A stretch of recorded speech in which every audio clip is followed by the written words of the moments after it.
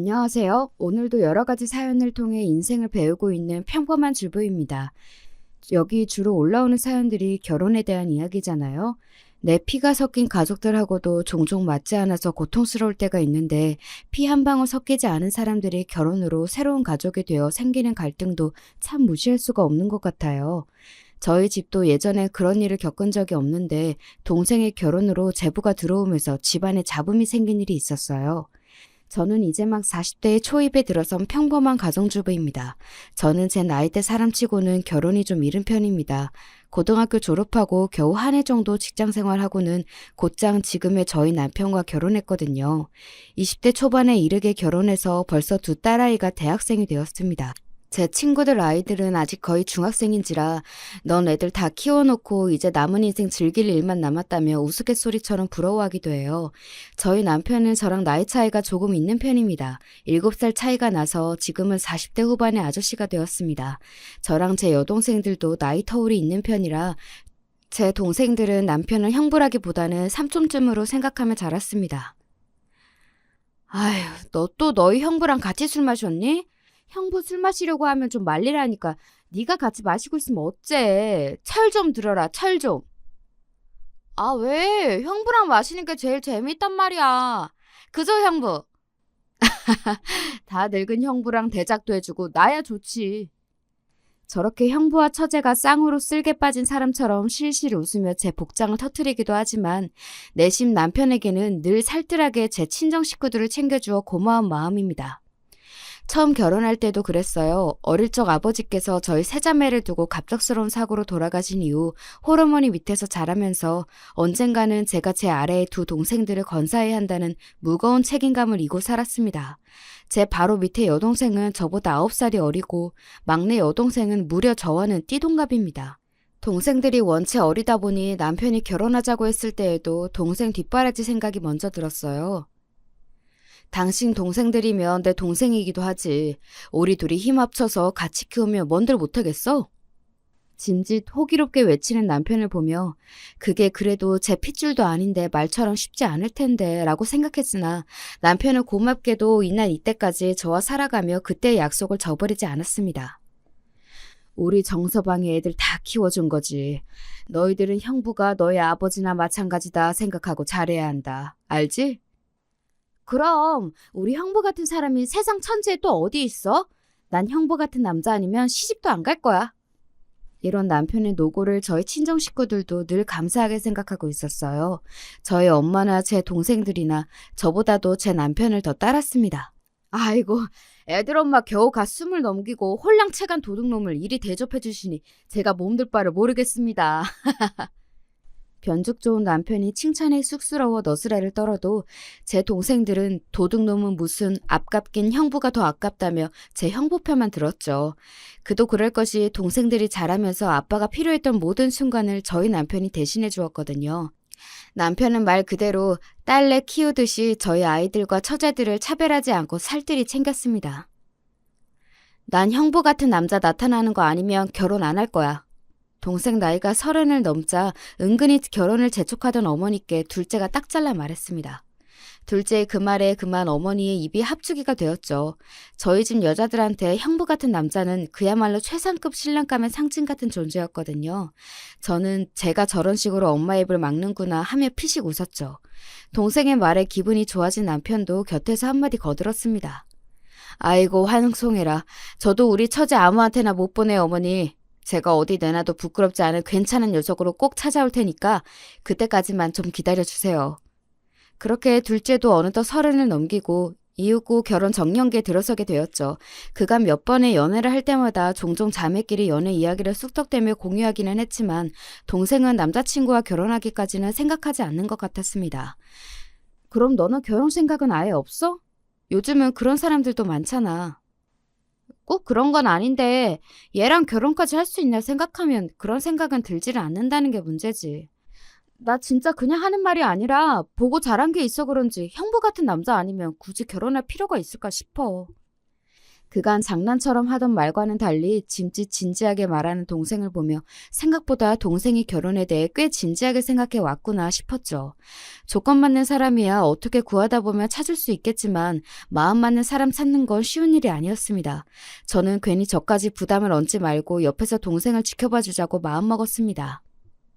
그래서 어느덧 30대 중반으로 들어선 동생이 갑작스럽게 결혼정보회사에 가입했다는 폭탄 선언에 온 가족이 깜짝 놀랐습니다.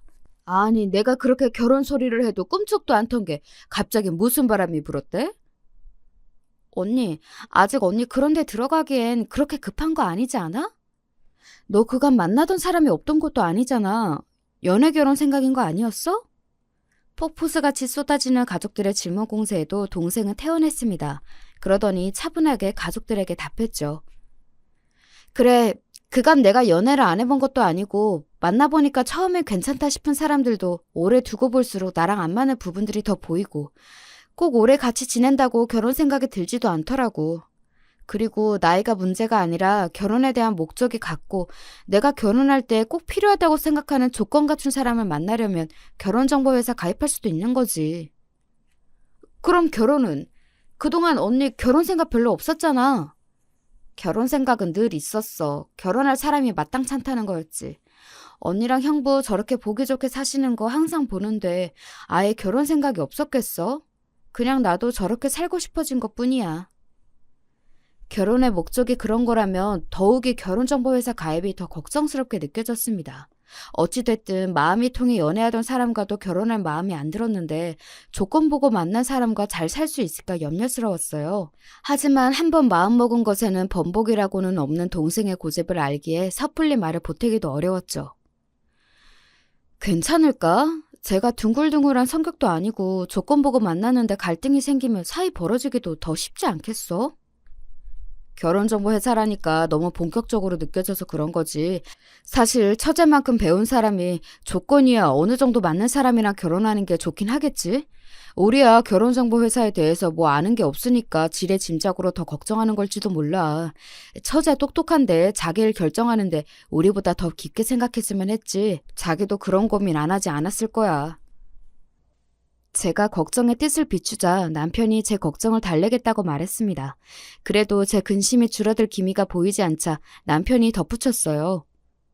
혹여나 우리 처제한테 못 미치는 놈 만나게 되더라도 우리 둘이 이렇게 떡 버티고 있는데 뭐가 문제겠어? 처제한테 무슨 일이 있든 우리가 늘 처제 편이 되어줄 텐데. 안 그래? 듬직하게 말하는 남편 말에 그제야 조금 걱정을 덜었습니다.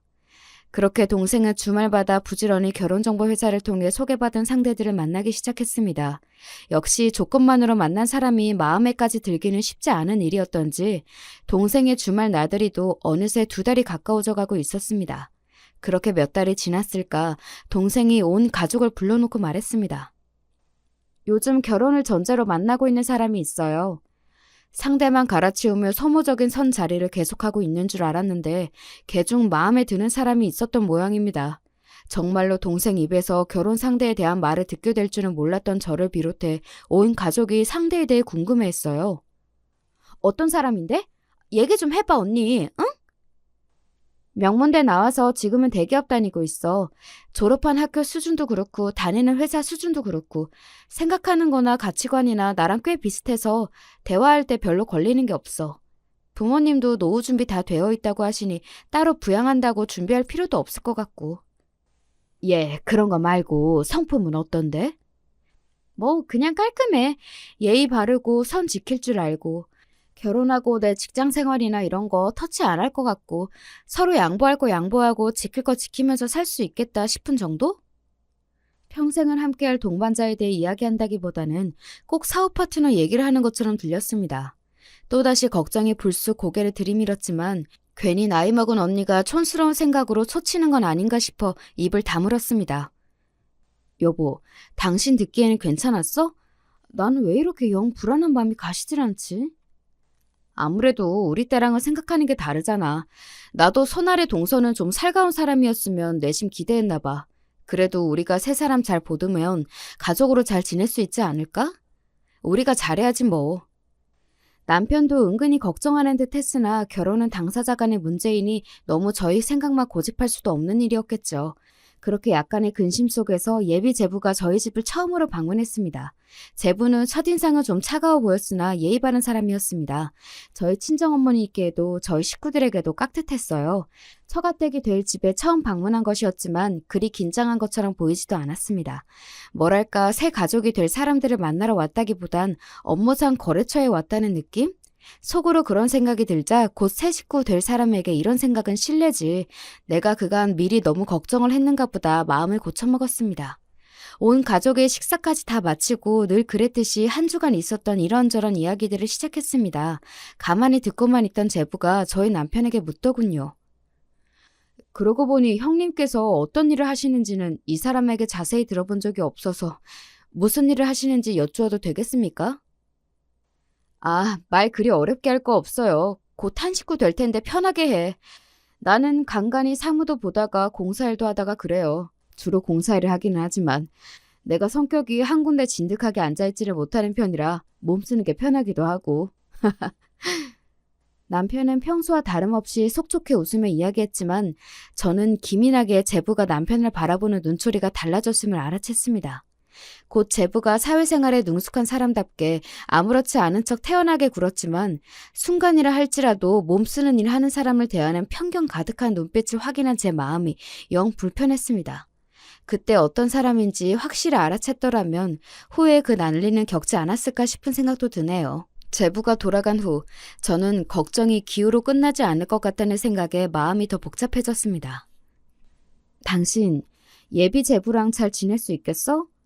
자꾸 이런 식으로 생각하고 싶지 않은데 왠지 한 식구로 살갑게 지낼 수 있을 것 같지가 않아. 어허, 이 사람아.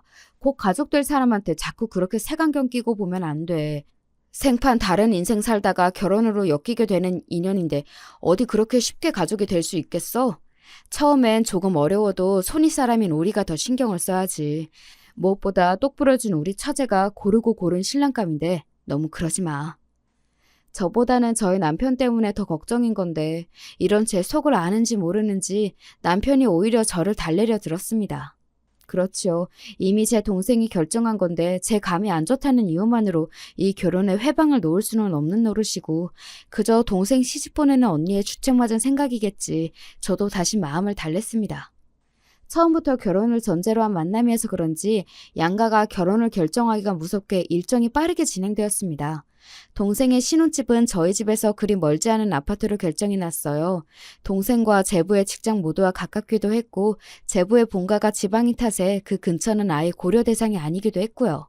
그때까지만 해도 집도 가깝고 저희 부부도 부부지만 저희가 친정 어머니를 모시고 있었기에 동생도 결혼 전에는 자취를 하면서도 뻔질나게 저희 집을 드나들었습니다. 그래서 당연히 동생과 결혼한 후에는 제부와도 자주 볼 수 있을 거라고 생각했죠. 예, 제부는 요새 많이 바쁘니? 신혼여행에 다녀와 양가의 인사를 드린 이후로 한 달이 다 되어 가는데 그 후 제부의 얼굴을 본 적이 없었습니다. 동생과 제부 둘 다 나타나지 않으며 결혼한 지 얼마 안 되어 회사 다니느라 새로운 생활에 적응하느라 바빠 그런가 보다 생각했을 텐데 동생은 결혼 전과 마찬가지로 여전히 자주 집에 들렀거든요. 이제 결혼도 했는데 매번 혼자서 친정집을 찾는 동생 모습이 마음에 걸리기도 했습니다. 그거 말인데 그러지 않아도 식구들한테 미리 얘기해둘 게 있어. 짐짓 무게를 잡는 동생의 모습에 다들 귀를 기울였습니다. 내가 결혼 전에 우리 집 분위기를 미리 얘기해뒀거든.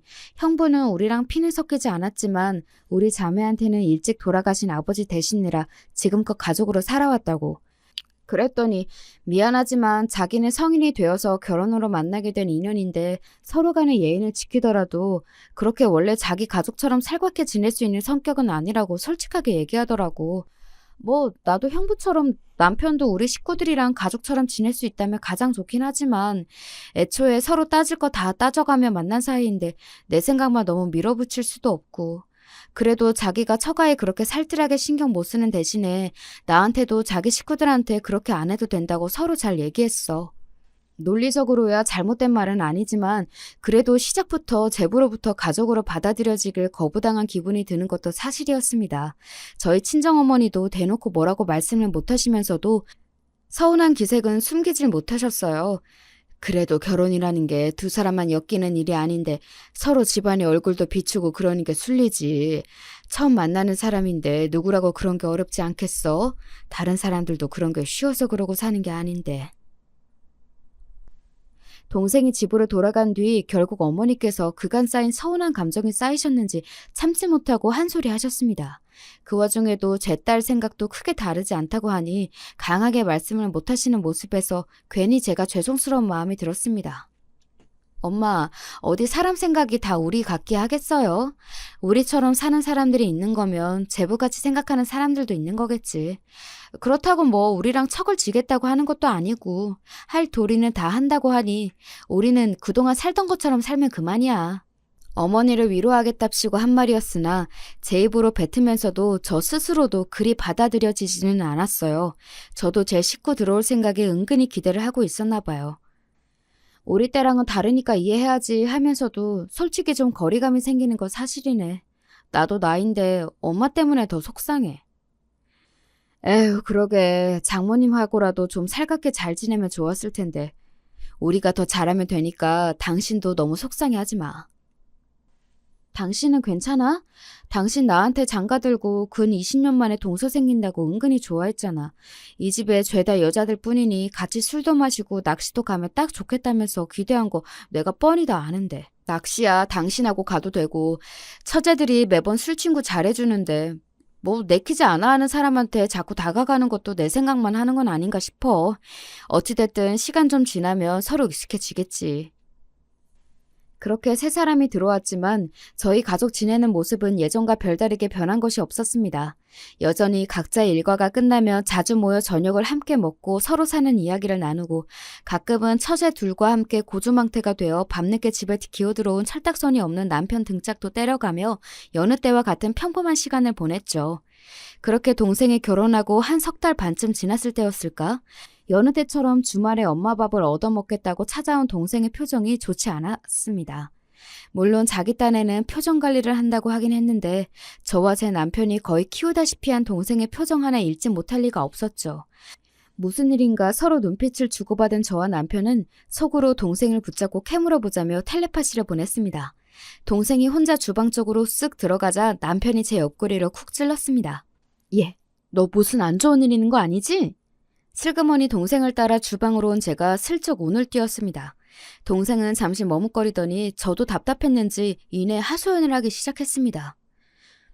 아니 그게 말이지 우리 남편 말이야. 얼마 전에 우리 식구끼리 가족여행 다녀온 걸로 갑자기 트집을 잡잖아. 바로 전주 주말에 온 친정 식구들이 근교의 온천으로 여행을 다녀온 일을 말하는 모양이었습니다. 말이 여행이지 하루 온천 리조트 잡아서 저녁 사 먹고 온천하고 다음날 오전에 집으로 돌아온 게 전부였습니다. 그렇게 가족끼리 짧게 쉬다 오는 건 예전부터 자주 있었던 일이라서 저희끼리는 거창하게 여행이라는 생각도 안 하고 있을 정도였죠. 왜? 우리끼리 다녀왔다고 제부가 서운해? 그런 거면 차라리 다음부터 데려가면 그만이지. 갑자기 당신도 이제 유부녀인데 그렇게 쉽게 외박을 하는 건 아닌 것 같다더니 트집을 잡잖아. 온천 다녀온다는 얘기는 벌써 한 달 전부터 한 건데 그때는 아무 소리도 안 하더니 겨우 주말 하루 다녀왔는데 그걸로 트집을 잡으니까 나도 말이 곱게 안 나와서 안 참고 질렀지 뭐. 그러니까 동생은 결혼 후 처음으로 부부싸움을 하고 그만 기분이 언짢아졌던 겁니다. 내 동생이 정말 유부녀가 되긴 됐구나 속으로 생각하면서도 덩달아 저도 제부에게 서운한 마음이 들었습니다. 우리 가족 서로 가깝게 지내는 거야 제부도 알고 있었잖아. 서로 집에 하는 건 터치 안 하기로 했다면서 갑자기 왜 그러지? 뭐 다른 걸리는 일이라도 있었어? 그럴 게 어디 있어? 사실 요새 은근히 나 친정 들락거리는 것도 마음에 안 든다는 식으로 얘기하려는 거 내가 말꼬리 잘라먹은 적이 한두 번이 아닌걸. 너 여기 자주 오면 자기 혼자 집에 있으니까 서운해서 그런 건 아닐까? 언니, 나 그렇게 개념 없진 않아. 그 사람 일찍 들어오는 날이면 나도 웬만하면 일찍 집에 들어가. 그 사람 야근할 때나 친구 만나거나 해서 늦게 들어오는 날 나도 맘 놓고 여기 온 거지. 그 사람이 나한테 아주 애틋해서 퇴근해서 집안에 마누라가 없으면 쓸쓸해하는 사람도 아니고 애초에 나도 그 사람은 혼자 집에 있게 두는 일 거의 없다시피 하단 말이야. 대체 뭐가 마음에 안 들어서 저러는지 모르겠어. 그러게, 차라리 대놓고 물어보는 게 낫지 않겠어? 네 성격에 그냥 담아만 두고 말 안 하는 사람 견디는 것도 보통 일 아닐 텐데. 뭘 물어도 시원하게 대답을 안 하니 그렇지 않아도 환장할 노릇이야. 남자가 꽁해가지고는 형부처럼 좀 화통한 맛이 있어야 하는데. 저도 생각에 잠겨 동생이 하는 말을 가만히 듣고 있다가 퍼뜩 뇌리를 스치고 지나가는 생각에 동생에게 물었습니다. 혹시 너 평소에 제부한테 네 형부 얘기 자주 하니? 응? 형부 얘기? 글쎄, 그랬나? 내가 만나는 사람들이 거기서 거기니까 이런저런 얘기하다 보면 당연히 형부 얘기도 했겠지? 이거구나 싶었습니다. 이건 내 짐작이긴 한데 혹시 우리 신랑이 우리 가족이랑 너무 가깝게 지내니까 그게 신경이 쓰인 건 아닐까? 어? 그거야. 자기가 나랑 결혼하기 전에도 그런 건데 뭘. 그리고 정작 자기는 우리 식구들이랑 가깝게 지내려고 하지도 않으면서 결혼하고 각자 집은 각자 챙기자고 먼저 말 꺼낸 것도 그 사람이고. 그런데 설마 그러겠어? 그거야. 처음 결혼해서 뭘 모를 때 한 말이잖아. 그래도 사람 사는 게 그렇게 무 잘해도 딱 잘할 수 있는 게 아닌데 처음에야 어떤 생각을 가지고 있었는지 몰라도 같은 사위인데 한쪽은 아들처럼 지내고 있으면서 자긴 남처럼 지내면 그것도 좀 그렇지. 아니, 내가 뭐 그렇게 지내라고 했어? 지 좋아서 그렇게 지내놓고? 그리고 그게 마음에 안 들면 자기도 나 친정 올 때 같이 따라오면 될 일 아니야? 무슨 일을 그렇게 복잡하게 만들고 혼자 궁에 있대? 이유도 제대로 모르고 다퉜던 기억이 떠올라 부하가 치밀어 올랐는지 버럭 화를 내는 동생을 달래며 저는 말했습니다. 그러니까 자기가 제 입으로 한 말이 있는데 이제 와서 어울리려고 들면 저도 민망하지 않겠어? 사람들이 너처럼 그렇게 하고 싶은 말 다 하고 사는 것도 아니고 진작 어울리고 싶은 마음은 들었는데 먼저 운을 떼기가 민망스러워서 못하고 있을 수도 있지. 그러지 말고 둘이 잘 얘기해서 풀고 다음에 집에 올 땐 제부랑 같이 와. 언니가 맛있는 거 해줄게. 참나, 뭐 이쁘다고 언니가 맛있는 것까지 해먹여. 툴툴대면서도 제 남편 챙겨주려는 언니 덕에 기분이 좀 풀어졌는지 뒤끝 없는 성격답게 동생이 다시 헤헤거리기 시작했습니다. 그렇게 저녁에 제 형부와 반주까지 한 잔 걸친 동생은 기분 좋게 집으로 돌아갔습니다. 그 다음 주말 동생은 정말로 제부를 데리고 저희 친정집으로 왔어요. 동생은 주방에서 제부 좋아한다는 음식을 준비하던 저 옆에 슬쩍 오더니 소곤거렸습니다. 언니 말이 맞았나 봐. 혹시 나 혼자 친정으로 가서 기분이 안 좋았던 거냐고 하니까 안 그런 척하면서 근처에 사는데 매번 나 혼자만 가는 게 좀 그랬다잖아. 아니 그럼 진작 저도 따라오던가. 좀 민망했을 수도 있지. 너무 그러지 마. 그래도 같이 오자니까 잘 따라온 것 같구만 뭘. 그러니까 말이야. 괜히 저가 저 할 말 제대로 못하니까 엄한 사람 트집 잡고 말이지. 그나저나 나는 같이 살면서도 눈치 못 챘는데 언니 진짜 대단하다. 잠깐 듣고 바로 알아채고. 역시 베테랑 주부는 뭐가 달라도 다르다는 건가? 이 언니가 결혼 생활 20년 꽁을 한 게 아니란다. 얼른 가서 밥이나 먹어. 제 남편과 화해한 게 기분 좋았던지 재롱을 떠는 동생에게 맞장구를 쳐주며 제 기분도 꽤 좋아졌어요. 결혼 초에 제부에게 서운했던 마음도 덩달아 풀리는 기분이었습니다. 남편이 했던 말처럼 손윗사람인 제가 먼저 제부에게 다가갈 걸 하는 마음도 들었습니다. 이렇게 자주 섞이다 보면 곧 제부와도 더 가까워질 수 있겠지 싶었습니다. 그렇게 매주 주말 제부는 동생을 따라 저희 집에 꼬박꼬박 들리기 시작했습니다. 제부는 여전히 살가운 성격은 아니었지만 그렇다고 딱히 튀는 것도 없이 저희끼리 하는 말도 잘 듣고 있었고 저희와 함께 보내는 시간을 불편해하는 것 같지도 않았어요. 동생도 이런 제부의 변화가 퍽이나 기꺼웠던지 전보다 제 시댁 어른들께도 자주 연락드린다고 했습니다. 비록 시댁이 지방이라서 저희 집에 오는 것처럼 자주는 아니지만 종종 제 남편과 함께 시댁을 방문하기도 했습니다. 사람이 오는 게 있으면 가는 게 있는 도리인지라 제부가 저희와 어울리기 시작한 만큼 자기도 시댁 식구들과 예전보다 더 잘 지내봐야겠다 싶었던 모양입니다.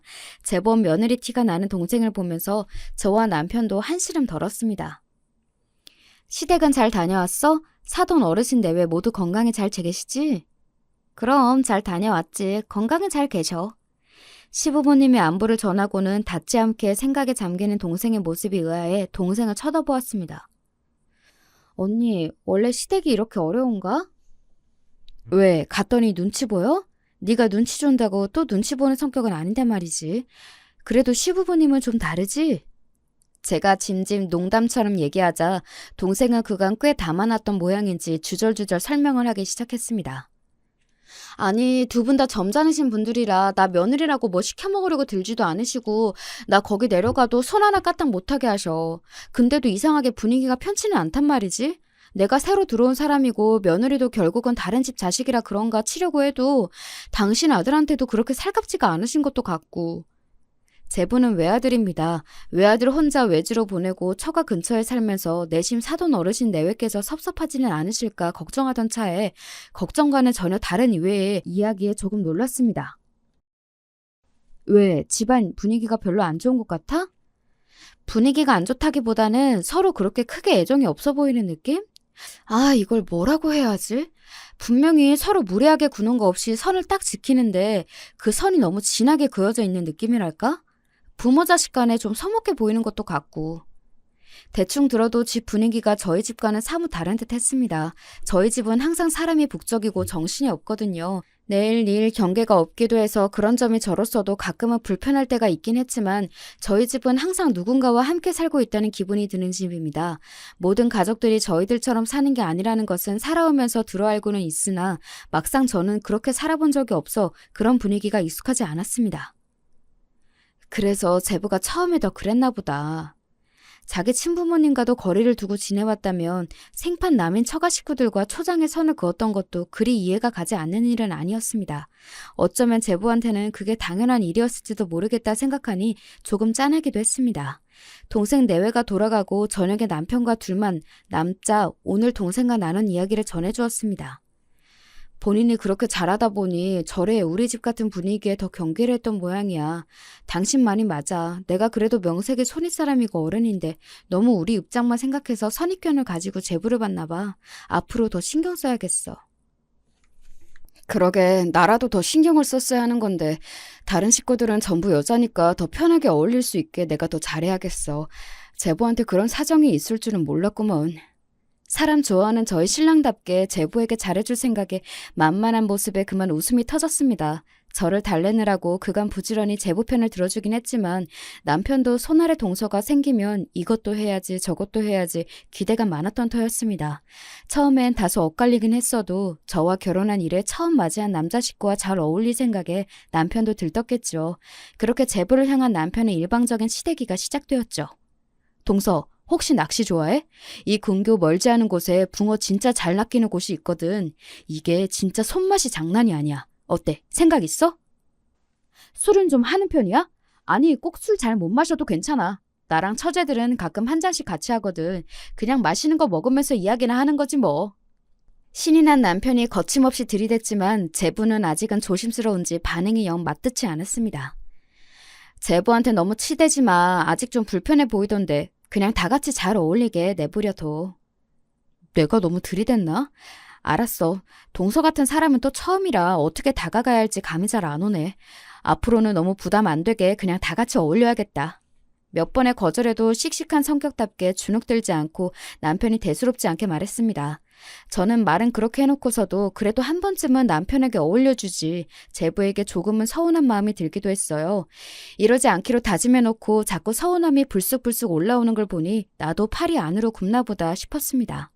그렇게 남편은 그 이후로 따로 제부를 불러내려 들지 않고 저희 친정집 안에서만 같이 어울렸습니다. 제부는 묘하게 다른 식구들에게는 경계심이 많이 사그라든 것 같았는데 유독 저희 남편에게만은 아직 경계심을 풀지 않는 것 같았습니다. 더 자세히 말하면 제 남편과 다른 식구들이 지내는 모습을 조금 떨어져서 관찰하는 느낌이었어요. 어머니, 다 됐습니다. 이제 잘 돌아가죠? 아이고, 이게 이제야 되네. 용하다 정말. 내가 우리 정서방 없으면 아무것도 못하는 천지로 살 거다. 고맙다 정서방아. 아이고, 우리 어머니 별소리를 다 하셔. 형부, 나 꼼장어 먹고 싶어요. 이번엔 우리 맨날 가던 데 말고 삼거리에 새로 생긴 포장마차 가요. 거기 꼼장어 잘한대. 우리 막내 처제 또 술 땡겨? 이번엔 어느 놈이 또 우리 처제 속을 뒤집나? 내가 회사 한번 가서 엎어줄까? 응, 진짜 한번 엎어줘. 내가 이것들 언젠가는 뒤통수 치고 만다, 진짜. 그간 집안의 남자라고 남편 하나뿐이었다 보니 어머니가 찾는 소리에 처제 술 사달란 소리에 남편은 늘 눈코 뜰 새 없었습니다. 저희 엄마나 동생들이나 무슨 일만 나면 전부 정서방, 형부 찾기 바빴죠. 형님은 처가 식구들이랑 참 잘 어울리시는 것 같아요. 좀처럼 먼저 말 붙이는 일이 없는 제부가 뜬금없이 하는 말에 조금 놀랐습니다. 아, 애 아빠야 뭐 나한테 장가오고 지난 20년간 고생이 많았죠.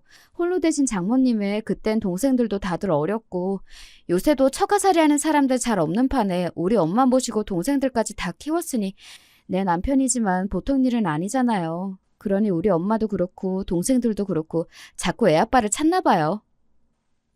내심 우리 남편 좀 잘 봐줬으면 하는 마음의 한 칭찬이었는데 제부의 표정이 썩 좋지 않았습니다. 괜히 오버했나 싶었죠.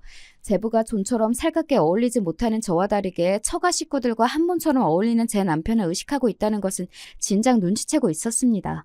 괜한 걸 건드렸나 싶어 서둘러 말을 덧붙였죠. 이제 제부도 우리 식구가 되셨으니 금세 저 사람처럼 어울릴 수 있을 거예요. 우리 식구들이 또 그런 거 하나는 참 잘하거든. 아이가 저를 찾는 통에 대화는 그 자리에서 마무리되었습니다. 저도 별 생각 없이 넘기기도 했고요. 일이 심상치 않게 돌아가는구나 싶었던 건 그로부터 얼마 지나지 않았을 때였습니다. 그날도 남편은 제 동생이 가져온 드라이기를 고쳐주겠다고 씨름하고 있었습니다. 됐다. 이쪽에 나사가 느슨해져 있었네. 이거 꽤 오래 썼지? 어머, 아침까지만 해도 안 되더니 멀쩡하게 잘 돌아가네? 거봐, 아깝긴 버리긴 왜 버려. 역시 형부 손에 들어가면 안 고쳐지는 게 없다니까. 또 제 형부랑 쿵짝이 맞아 신나게 제잘되는 동생 목소리를 들으며 오늘도 평소 같다고 생각하던 중이었습니다. 아무래도 몸 쓰는 일 하시는 분이니 기계 고치는 일에는 이골이 나셨겠지. 어? 답지 않게 날선 제부의 말투에 신나게 떠들던 동생이 좀 당황한 것 같았습니다. 드라이기 그거 뭐 얼마나 한다고 아침부터 사람을 붙잡고 귀찮게 굴더니 그냥 새로 하나 사면 될걸. 그걸 또 고쳐서 쓰겠다고. 아니, 고칠 수 있으면 고쳤으면 좋지. 무슨 말을 또 그렇게까지 해? 사람이 각자 잘하는 게 있는 거지. 그거 안 된다고 사람을 무슨 천치 취급을 하더니 기어이 그 고문을 여기까지 싸들고 오고. 아니, 그동안 뭐 망가지면 형부가 다 잘 고쳐줬으니까 그러지. 못 고치면 또 몰라도 할 수 있는 사람이 있는데 그럼 그걸 버려? 이 사람이 물건 아까울 줄도 모르고. 갑작스레 훅 들어온 시비에 가만히 참고 있을 성격이 아닌 동생 목소리가 높아졌습니다. 지금 내가 물건 아까운 줄 몰라 이래? 나야 내 도로 공부만 하고 대기업에서 사무직 하는 사람이니 기계 정도야 모를 수도 있지. 겨우 그딴 걸로 이렇게 사람 대우를 다르게 해? 이러다 큰 싸움으로 번지지 싶어 저와 제 남편이 끼어들어 둘을 뜯어 말렸습니다. 아이고, 너는 제부한테 말을 왜 그렇게 해? 그만해. 그래, 처제 너무 그러지 마. 나야 나이 먹고 할 줄 아는 게 이런 것밖에 더 있나. 동서같이 똑똑한 사람이 또 어디 있다고 아침부터 타박을 했어? 그러지 말고 둘이 풀어, 응? 그래도 선의 사람 앞에서 계속 큰 소리를 내기는 민망했던지 싸움은 멈췄지만 둘 다 화가 풀리지는 않았죠. 그날은 그렇게 종일 두 사람 사이에서 눈치를 보다가 하루가 다 가버렸습니다. 저녁에 그날 하루의 일을 다시 생각해보니 은근히 기분이 좋지 않더라고요. 그 당시에는 난생 처음 목도하는 동생의 부부싸움에 정신이 없어 지나갔으나 자기도 모르게 제부가 남편을 은근슬쩍 깔보고 있다는 생각이 들었습니다. 몸 쓰는 일 하시는 분이라니요. 말이 좋아 점잖게 표현해서 그렇지 저는 많이 배우고 대기업 다니는 잘난 사람이고 저희 남편은 배운 거 없어 힘쓰는 일에서 빌어먹고 사는 사람이다 이거 아닙니까? 그간 제부가 묘하게 저희 남편에게 날이 서 있었다는 건 알고 있었지만 이건 또 다른 문제였습니다. 당신, 앞으로 제부 앞에서 당신 깎아내리지 마. 응? 내가 언제? 당신은 할 줄 아는 게 그것뿐이라니. 동서는 많이 배운 똑똑하고 잘난 사람이라느니 했잖아. 제부 안 그런 것 같으면서도 당신 공사일 한다니까 태도가 영 불량한 것 같단 말이야. 진짜 기분 나쁜 것도 하루 이틀이지. 져주지 마 당신. 아이고, 난 또 뭔 소린가 했네. 아까 낮에 한 말 때문에 그래? 둘이 싸우는 거 말린다고 한 소리잖아. 그리고 내가 뭐 무시한다고 얌전하게 무시받고 있을 성격이야? 별 걱정을 다 하십니다, 마나님. 평소처럼 유들유들하게 넘기려 드는 남편에게 제가 더 마음이 달아 잔소리를 했습니다. 아, 정말 그렇게 장난처럼 넘기지 말고. 아랫사람이라고 다 봐주는 거 아니야. 다음에 한 번이라도 더 당신한테 그렇게 예의 없는 소리 하면 그땐 내가 뒤집어 엎을 거야. 그런 일이 있으면 뒤집어도 내가 뒤집어.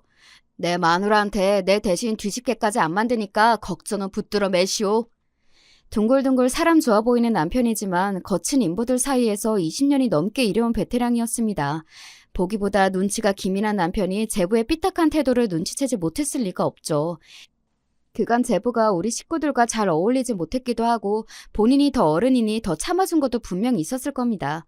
그렇지만 저한테도 제 남편이 가장 중했습니다. 다시 한번 그랬다가는 정말 혼쭐을 내주리라 작심하며 제 기분을 풀어주겠다고 옆에서 재롱을 떠는 남편 말을 한 귀로 흘렸습니다. 다음 주말 어찌어찌 저들끼리는 풀었는지 동생과 제부가 함께 저희 집에 왔어요. 제부 성격에 이번 주는 안 올지도 모르겠다 싶었는데 요상하게 저희 집을 다시 찾은 이후로 제부는 나름 성실하게 저희 집에 출석하고 있었습니다. 큰 소리 내어 미안하다는 동생을 사과해도 옆에서 그저 묵묵히 앉아서 듣고만 있는 제부 모습이 영 마음에 들지는 않았지만 가운데 끼어 곤란한 동생 입장을 생각하며 한 번 더 꾹 눌렀습니다. 식사하다 동생이 결혼하고 첫 휴가로 제부와 해외여행을 떠날 계획을 세우고 있다고 오늘 띄웠습니다. 해외 좋지. 난 언제 해외여행 갔는지 이젠 기억도 안 난다 얘. 괜스레 저까지 들뜨는 마음에 조금 과장해서 한 말에 제부가 대꾸했습니다. 해외여행 다녀오신 지 오래되셨나 봐요. 그러고 보니 지금 형님 벌이로는 애들이랑 내 식구 해외여행 나가기는 좀 부담스러우실 수 있겠네요. 그 말 한마디에 분위기가 순식간에 싸해졌습니다. 더는 안 되겠다 싶어 제가 입을 열었죠. 제부, 그런 말은 내가 영 듣기가 불편하네? 네? 제부가 우리 부부 형편을 알면 뭘 얼마나 안다고 그런 식으로 말하는 것도 기분이 썩 유쾌하지 않은데 설령 그게 진짜라고 하면 더 말을 조심해야 맞는 거 아닌가? 평소와 달리 나를 잔뜩 세운 제 말투에 제부는 물론이고 동생과 남편, 다른 식구들까지 어쩔 줄을 몰라 했습니다. 아니 저는 처형한테 드린 말씀이 아니고 내가 아니면 우리 남편 들으라고 한 소리라는 거예요?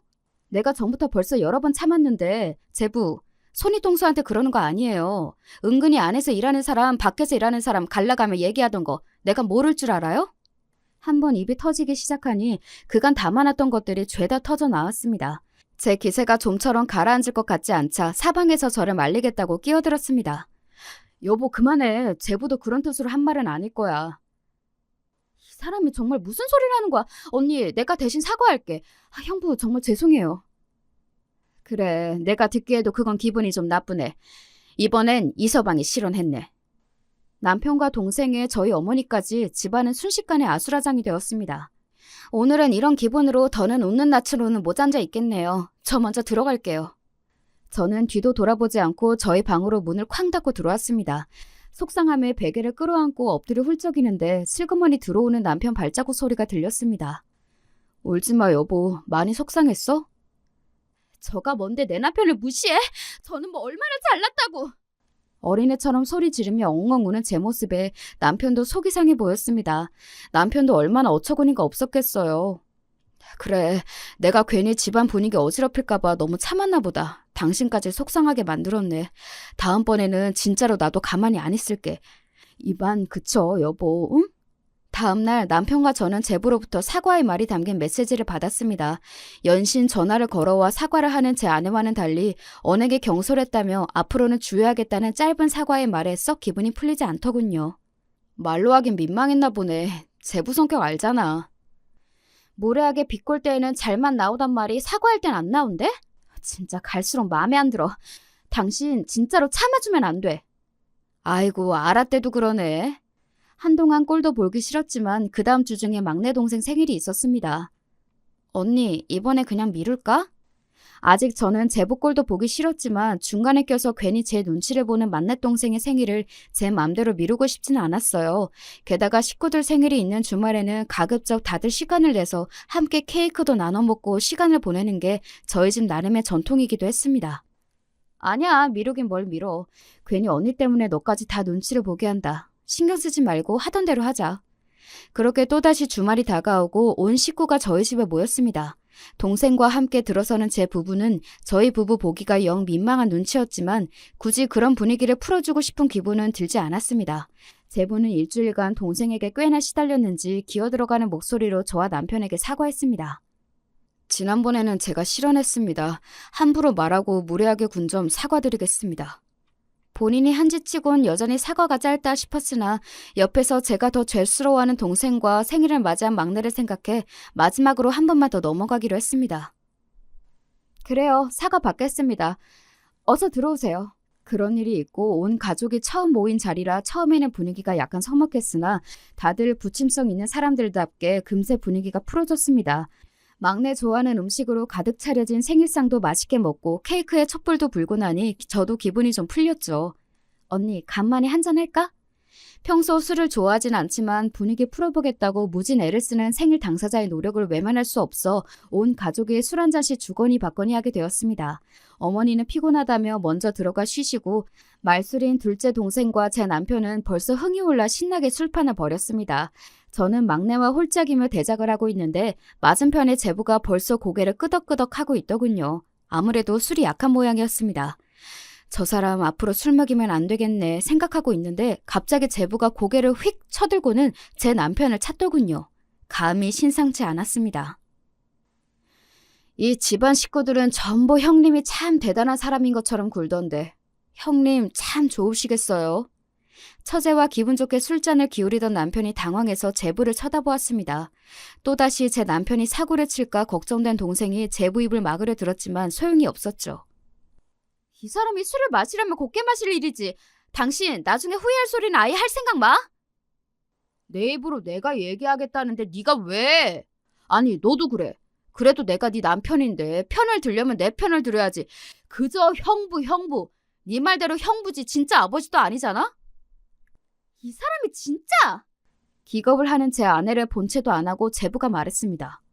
형님, 제가 어디 가서 이렇게 대우받을 사람이 아니에요. 배운 거 많아 직장 좋아. 형님같이 일용직이나 하면서 먹고 사는 사람보다 못한 취급 받을 사람이 아니라는 겁니다.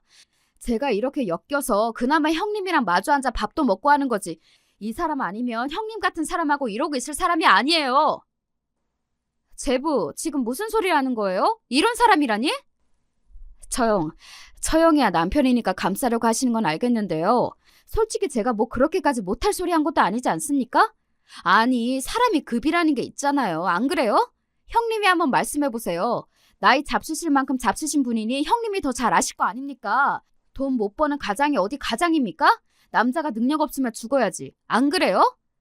짐작은 하고 있었으나 술김에 거르지도 못하고 내뱉는 제부의 적나라한 사고방식에 그만 질려버리고 말았습니다. 사람 금 나누는 인간이라는 건 애초에 알았지만 저 무례하게 짝이 없는 언동에 폭발하기 일보 직전이었어요. 그때였습니다. 하! 남편이 코드숨을 쳤습니다. 너 말 잘했다. 내가 그간 너 어디까지 가나 한번 지켜보고 있었는데 오늘 아주 바닥을 보이는구나. 내가 공사일 한다니까 정말 하루 벌어 하루 먹고 사는 막노동꾼이라도 된 줄 아나 본데 내 재산이 200억이 넘는다.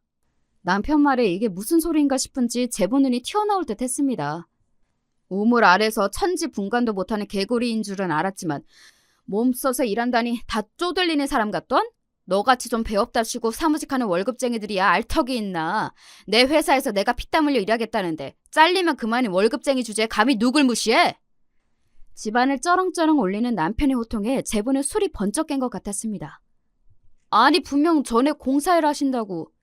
그래 한다 공사. 내 공사장에서 내가 일하겠다는데 네 놈이 뭐라고 말을 얹어? 네 말대로면 내 재산이 네가 버는 돈의 수십 배는 될 테니 네 놈도 어디 한번 내 앞에서 죽은 듯이 엎드려봐라. 더는 참을 생각이 없는 남편의 호령에 그제야 저가 실수했다 싶었는지 제부가 허둥지둥 주변을 둘러보았으나 그 자리에 제부의 편은 아무도 없었습니다. 설령 내가 정말로 하루 벌어 먹고 사는 일용직이라도 그따위로 얘기하는 건 아니지. 그렇게 사람 금 나누는 게 얼마나 천박한 짓인지 모르나 본데 그거 네가 아니라 네 부모님 가족들 얼굴에 똥칠하는 거야. 남들보다 좀 더 배웠으면 옳게 쓸 생각을 해야지. 그따위 썩어빠진 대가리로 무슨 큰일을 하겠다는 건지. 남편은 저와 결혼한 무렵 시부모님으로부터 가업인 건설회사를 물려받아 20년간 성실히 회사를 키워나갔습니다. 단순히 대표라고 책상 머리에만 앉아있지 않고 현장에서 일하기를 게을리하지 않은 덕에 대기업이 아님에도 업계에서 제법 인정받는 회사로 성장시킬 수 있었어요. 그런 남편의 노고가 고작 저런 경솔한 인간에게 폄하당한 것이 저 또한 용서할 수 없었습니다. 내 남편 이런 꼴까지 보이며 제부랑 더는 길게 말하고 싶지 않네요. 이만 나가주세요. 처음에 제부가 말한 것처럼 그저 할도리만 하는 사이로 지냅시다. 뒤늦게 제부가 제가 실언했다 진심이 아니었다며 횡설수설했지만 이미 버스는 떠났습니다. 연신 저희 부부에게 사과하며 제 남편을 잡돌이하던 동생이 이윽고 제부와 함께 사라졌어요. 정말 별일은 다 겪는다. 내가 미안해, 여보. 아니, 당신이 뭐가 미안해. 당신 맘 쓸 거 없어. 사정도 모르면서 저렇게 남 깔보려는 사람 한두 번 본 것도 아니고. 나는 암시롱도 안 씁니다.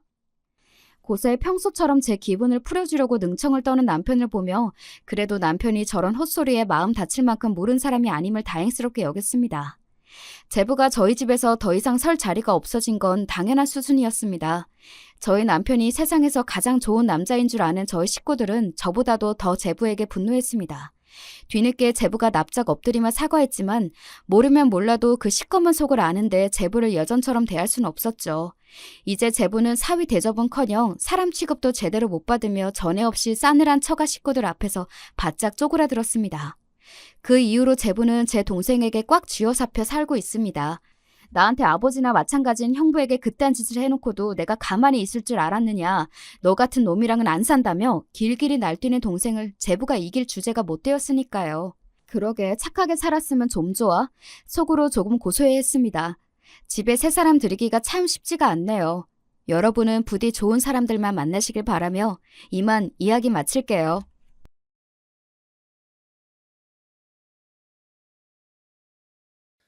안녕하세요. 저는 최근 엄마를 일찍 보내고 슬픔을 추스리고 있는 40대 여자입니다.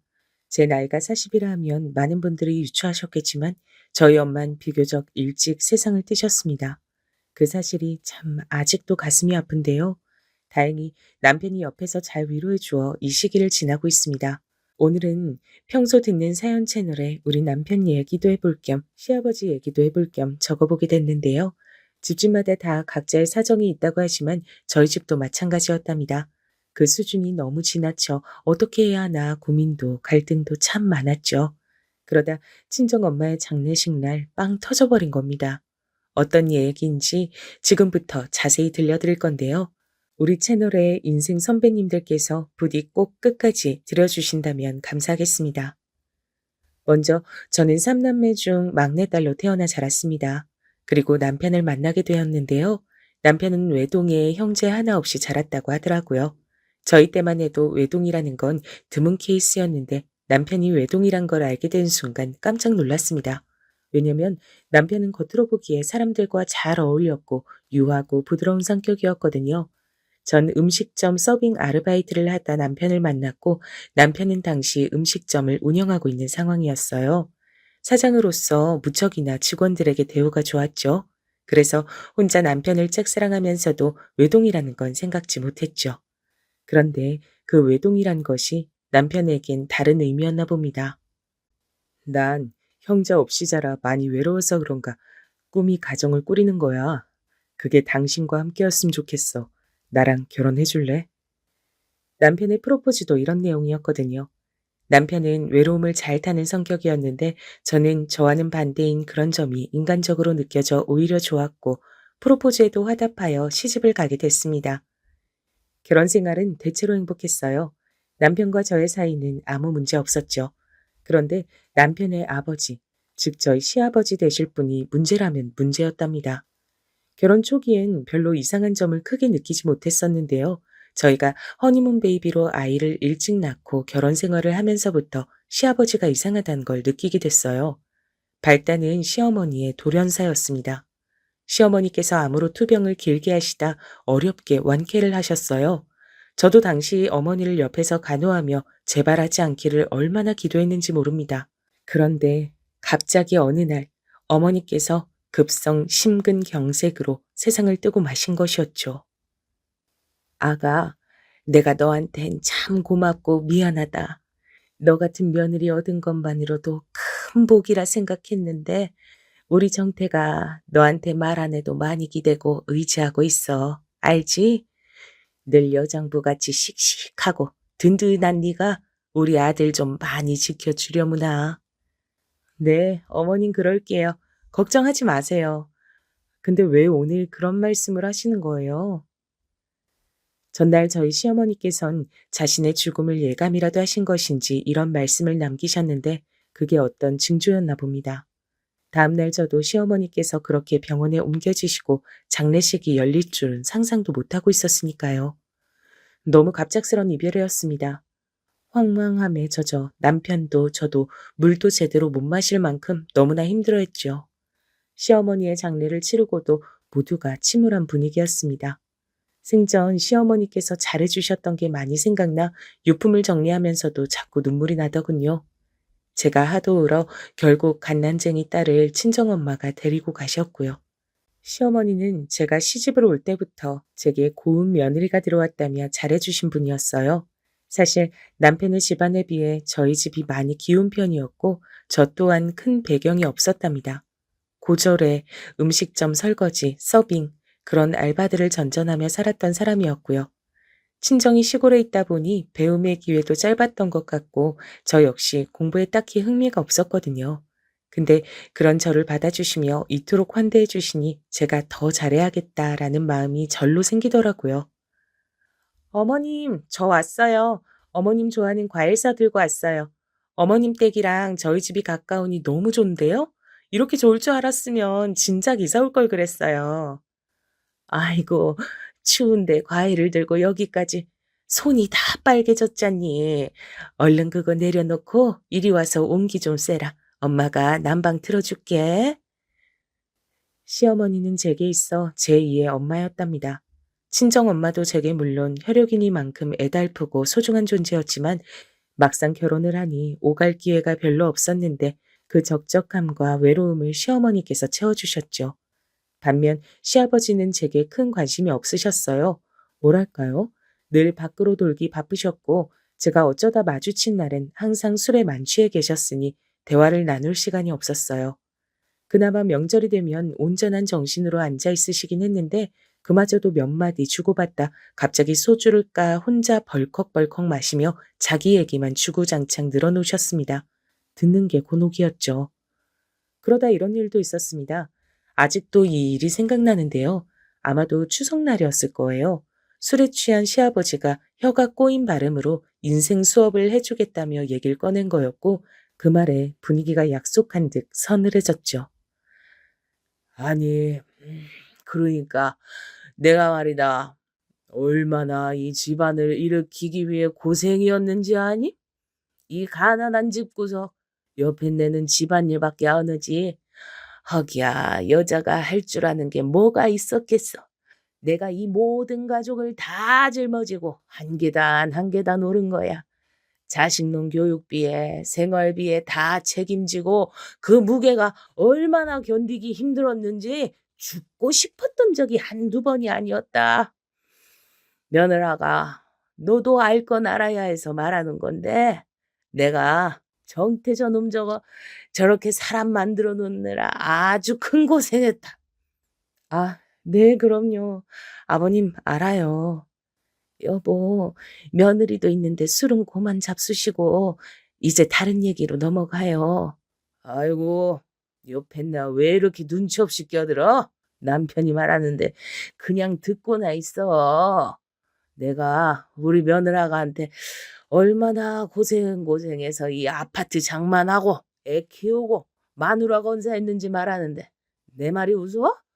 웃음냐고? 아, 술맛 떨어지게 하는데 뭐가 있어 진짜. 이때 남편과 시어머니의 표정이 무척 안 좋았습니다. 거기다 시아버지의 태도는 대놓고 시어머니를 무시하는 식이었죠. 아무리 옛날 분이라고 해도 사실 옛날 분도 아닌데 그런 태도는 좀 너무하다 싶었죠. 저도 모르게 두 사람 눈치를 보았습니다. 남편은 그의 혼잣말로 언제 아버지가 그런 고생을 했다고 하고 속삭이더라고요. 미안해요. 내가 주책맞게 껴들었네요. 알았어요. 당신 얘기해요. 시어머니께서 사과를 하시고 나서야 분위기가 조금 사그라들었고 시아버진 다시 기분이 좋으신지 주저리 자기 얘기를 시작하셨습니다. 근데 웃긴 건 시아버지가 이 말을 한 지 얼마 되지 않아 재산의 상당 부분을 잘못된 투자로 날려버리셨단 겁니다. 자신이 그렇게 될 줄도 모르고 저런 재산 얘기를 꺼낸 것이었겠죠. 전 철석같이 그 말을 믿고 있었고요. 만약 이때 제가 남편이 어린 시절 어떤 일을 겪었고 시어머니께서 어떤 고초를 당하셨는지 알았다면 가만히 있진 않았을 겁니다. 저라도 나서 한마디 했을 테죠. 하지만 그 시절 아무것도 몰랐던 전 대단하시다며 그저 시아버지를 추켜 세우기 바빴어요. 그게 너무 후회되네요. 저는 남편의 어린 시절에 대해 아무것도 몰랐답니다. 남편에게 물어보면 남편은 이런 식이었어요. 아, 남들 다 잘하는 것처럼 평범하게 자랐지 뭐. 그래도 외동이니까 귀한 대접 받으며 자랐던 것 같아. 형제가 많은 집보단 대화가 좀 없긴 했지만. 그래, 나는 당신이 이렇게 부드러운 성격인 건 어머니 닮아 그런다고 생각했는데, 그래서 집안 분위기도 되게 화목할 줄 알았어. 저는 시아버지가 제 생각과는 다른 분이었다고 말하고 싶었습니다. 그래서 저렇게 말을 띄웠는데 남편은 아무 대답도 없었어요. 시어머니와 같은 표정으로 그냥 땅바닥만 쳐다봤죠. 시어머니의 장례를 치르고 유품을 정리하면서 처음으로 오랜 시간 시아버지와 함께 있게 됐는데요. 그 이유는 시아버지가 외롭다고 하셨기 때문입니다. 시어머니도 가고 혼자가 되니 외로워서 견딜 수가 없다고 하시더군요. 밤에 잠이 안 오니 소주만 먹는데, 어휴, 이것도 하루 이틀이지 아무것도 못하겠어. 아무것도 못하겠다고. 며느라가 너라도 와서 좀 말동무라도 되어주려무나. 응? 늙은이 불쌍한 거 생각해서라도 나 정말 어렵게 부탁하는 거다. 네, 알겠어요, 아버님. 제가 갈게요.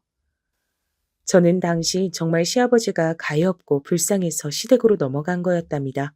그것도 친정 엄마에게 맡겨둔 갓난 아기를 다시 받아들고서요. 몸도 아직 회복된 지 얼마 되지 않았는데 저리 말씀하시니 어쩔 수 없더라고요. 다만 남편은 회사를 다녀야 했기에 남편은 그대로 집에 두었죠. 남편은 제가 시댁으로 넘어간다 하자 굳이 꼭 가야 해?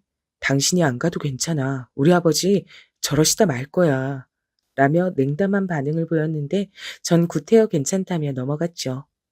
아니야. 그래도 아버님이 내가 필요해 부르시는 건데 가야지. 라고 말하면서요. 그런데 가자마자 일주일 만에 후회가 됐습니다. 시아버지는 그때부터 제게 온갖 심부름, 술 시중부터 시작해 잡일들을 떠맡기기 시작했어요. 갓난 아기도 겨우 키우고 있는 저한테요. 마치 이것을 노린 듯 제가 오자마자 반짝 환한 표정을 지으시며 제가 해야 할 목록을 적은 수첩을 넘겨주시더라고요. 이대로만 쭉 하면 된다. 뭐 어려울 것 없어. 집이 큰 집도 아니고 세탁기 돌리고 청소기 돌리고 뭐 먼지 같은 거나 쓸고 닦으면 되고 내 밥 아침이랑 저녁 정도만 차려놓으면 된다. 아, 근데 매일 같은 반찬 먹는 건 별로 안 좋아하니까 그건 네가 알아서 잘 분간하고 아무튼 며느라 잘해줄 수 있지? 너만 믿는다. 그리고 고맙다. 우리 며느라가 밖에 없어. 아, 네. 근데 나가시게요? 옷차림이 나가시는 차림이네요. 어, 나는 저녁에 잠깐 약속 있어 나가보마. 시아버지는 그 말씀을 남기고 나가버리셨습니다. 분명 전화로는 죽을 것 같은 목소리였는데 막상 오니 슬픔의 기색이라곤 온데간데 없었죠. 어머니를 잃어 외롭다 하신 분이 맞나 싶었습니다. 근데 더 가관이었던 건 시아버지께서 적어놓은 수첩을 들여다보니 별 기막힌 내용이 다 적혀 있더라고요.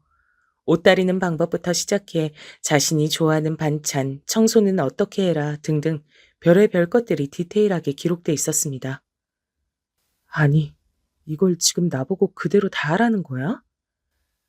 돈을 받는다 해도 때려치우고 싶은 힘든 강도의 일이었습니다. 그리고 사실 말이 쉬웠지 시댁의 30평대 집을 매일 쓸고 닦고 밥을 준비하고 갓난 아기까지 챙기는 거 그 자체로 정말 곤혹스러운 일이었어요. 저는 천천히 몸도 추스리고 우리 아기한테만 집중하며 평화로운 시간을 보내고 싶었는데 갑자기 스트레스가 확 몰려오더라고요. 그래도 떠난 시어머니를 생각하며 한 달 정도는 꾹 참고 그 모든 일들을 원하시는 대로 해드렸답니다. 그래, 조금만 참자. 덜 외롭다 하시면 그땐 미련 없이 나가면 되니까. 아침에 된장국이 싫다셔 김치찌개로 바꿨고 간이 또 안 맞다 어쩐다 이러쿵저러쿵 하시면 다시 끓여 내어드리고 시아버지 입맛도 보통 까다로운 게 아니었어요. 도대체 시어머니가 어떻게 이런 시아버지를 모시고 오랜 세월 살았나 싶었죠. 이때 저는 아마 슬슬 감을 잡았던 것 같습니다. 남편과 시어머니가 제겐 말하지 못한 무언가가 있다는 걸요. 근데 아무리 순하고 착한 사람도 지속해서 스트레스를 받으면 한 번은 폭발하잖아요. 시어머니를 생각해서 참았던 저도 결국 그러고 말았답니다. 아니, 아가, 너 도대체 집안 살림을 어떻게 하는 거냐? 찌개 맛이 왜 이래? 아니, 이 쉬운 찌개 하나를 끓이면서도 간도 하나 제대로 못 해내고, 나는 네가 집안에만 있는 애라길래 요리는 장금이 수준은 되는 줄 알았더니 웬걸. 아이고, 이럴 거면 밖에서 사 먹는 게 낫겠다. 아, 아버님, 제가 두세 번을 넘게 끓인 찌개예요. 아니, 물을 더 넣어 끓이라 해서 그렇게 했는데 뭐가 마음에 안 드신단 거예요? 아니면 구체적으로 말씀을 해 주시든가요. 저 아기 돌보는 것도 사실 힘든데 여기 와서 하고 있는 일이 정말 많아요. 예, 너 지금 시아버지한테 무슨 훈계라도 하는 거냐? 어디서 말대꾸하고 있어? 시부모 봉양하는 건 당연한 일이지. 여기 힘들단 소리가 왜 나오냐? 너 진짜 힘든 게 뭔지 몰라? 어디 한번 진짜 힘들게 해줘? 이 말을 하는 시아버지의 표정은 굉장히 험악했습니다. 마치 뭔가를 집어들고 저한테 던지시기라도 할 요량이었죠. 전 거기 너무 놀라 몸이 딱딱하게 굳어버렸고요. 사람이 공포를 느낀다는 게 이런 거구나 싶었습니다.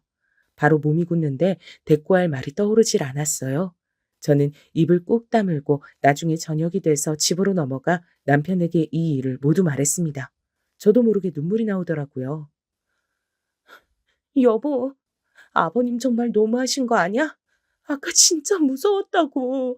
내가 자기 말에 말대꾸 한마디 했다고 저런 모습 보이시는 거 나 처음 봐. 나 그 집에 못 있겠어. 우리 딸 생각해서라도 있으면 안 될 것 같아. 정말 못하겠어. 그러자 제 말에 남편의 표정이 바로 불그락 푸르락 변하더군요. 당장 아기를 데리고 집으로 오라며 자기가 아버지께 말하겠다고 하면서 직접 시댁으로 가 짐을 챙겼습니다. 다신 아버지한테 가지 마. 내가 단단히 말해둘 거야. 남편은 이 말만 남기곤 시아버지한테도 일방적으로 통보했습니다. 제가 다시 시댁에 건너갈 일은 없을 거라고요. 여기에 시아버진 혼자 길길이 날뛰어 난리가 나셨고요. 니들이 정녕 부모를 등 돌리는 거냐면서 말입니다. 하여간 저는 이 난리통에 정작 제 아이한텐 집중할 시간도 여력도 없었던 것 같습니다. 시간이 지날수록 남편과 시아버지 사이는 냉정이었습니다. 저는 진상이라 생각하고 대강 비위만 맞춰주자는 입장이었는데 남편은 시아버지를 혐오하는 수준이었거든요. 이야기만 나와도 말하기 싫은 표정이었어요. 명절도 가지 않았죠. 이쯤 되니 중간에서 제가 중재를 해야 할 것 같은데 두 사람이 도통 날이 서 있는 게 아니었거든요.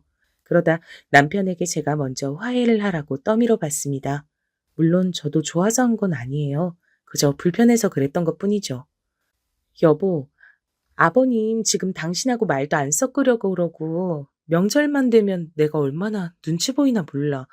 아버님은 더 이상 당신을 자식 취급도 안 하시겠다는데 그냥 당신이 눈 꼭 감고 먼저 용서 빌면 안 될까? 그러자 여기에 대한 남편의 대답은 화였습니다. 무슨 소리야? 내가 왜 빌어 빌긴. 당신이 그런 대접 받았는데 내가 어떻게 가만히 있어? 난 용서 못해. 아버지도 그렇고 아버지한테 당하고 살았던 어머니를 생각해서라도 안 돼. 그때 저는 너무 놀라 반문했습니다. 아버님한테 당했다니? 어머님이? 당신 그거 무슨 소리야? 그리고 저는 이때가 되어서야 남편에게 모든 진실을 들을 수 있었습니다. 진면목이었죠. 시아버지의. 어떻게 어디서부터 시작해야 할지 모르겠네요. 일단 가감없이 말해보자면 아버님은 남편의 어린 시절 그야말로 폭군이었다 합니다. 어느 정도의 폭군이었는진 남편의 울부짖는 말에서 대략 짐작할 수 있었어요. 일단 시아버지가 기분이 좋은 날은 술을 마시고 들어오는 날이었는데 그날을 제외하곤 모든 날이 지옥이었다 합니다. 집기들을 때려 부수는 건 기본이고 시어머니에게 손찌검을 하는 날도 많았다고요. 그러다 남편이 조금씩 커가며 엄마를 보호하려 하면 외려 그 손이 남편에게 날아가 언젠가는 중상을 입고 입원해야 했던 날도 있었다 합니다. 아직도 그날이 기억나. 잊질 못하니까. 내가 아버지한테 처음으로 반항한 날이었어. 근데 아버지가 그러더라. 어디 자식 새끼가 지 아비한테 말 듣고 하냐고. 그 말 듣고선 무진장 미친 듯이 얻어맞았어. 개처럼 소처럼 자식을 마구 두들겨 패는데 난 도저히 우리 아버지를 이해할 수가 없어. 그저 나와 엄마를 물건처럼 대하면서 매일 허리가 휘게 식당 일하는 엄마한테도 돈 벌어와라, 뭐 해와라, 명령질이나 하고 자긴 대장 노릇만 하려 했던 아버지를 어느 순간 이해하길 포기했어. 그게 맞아. 이해하길 포기했다는 게. 어떻게 아버지를 이해할 수 있었겠어? 차라리 나한텐 그러는 건 나아. 문제는 엄마한테까지 아버지가 함부로 굴었단 거지. 의처증까지 있어서 밤마다 엄마한테 다른 남자와 뒹굴었냐 뭐 했냐 추궁하면서 못살게 굴고 엄마가 흐느껴 오는 걸 본 적이 한두 번이 아니야. 그게 일상이었지. 난 그냥 벗어나고 싶었어. 그 지옥 속에서. 남편의 어린 시절은 그야말로 공포였어요. 공포 속에 온 가족이 살았던 거나 다름없었죠. 듣는 내내 저는 손이 부들부들 떨려 말조차 이을 수가 없었습니다. TV에서나 보던 일이 남편의 가족에게 있었던 일이라니 믿기가 힘들었어요. 그러다 먼저 세상을 떼신 고우신 우리 시어머니가 생각나더라고요. 우리 시어머니는 도대체 얼마나 많은 한을 품고 세상을 뜨셨을까요? 그 생각에 눈물이 떨어지고 가슴이 미어지더라고요. 그리고 시어머니가 돌아가시기 전날의 기억이 떠올랐죠. 시어머니와 제가 단둘이서 대화를 나누었다고 했잖아요. 당시 전 시어머니께 아버님도 좋으신 분이니 걱정 말라는 말을 전했는데요. 이때 시어머니의 표정이 조금 묘하셨습니다. 어떤 슬픔이 깃들어 있는 표정이었달까요? 저에게 하고 싶은 말씀이 많으신데 못하고 계시는 그런 느낌. 촉이라면 촉이지만 전 그런 느낌을 받았습니다. 이제는 왜 그때 시어머니께서 제게 이 뻥끗 한번 하실 수 없었는지, 그런 표정이셨는지 다 알게 됐죠.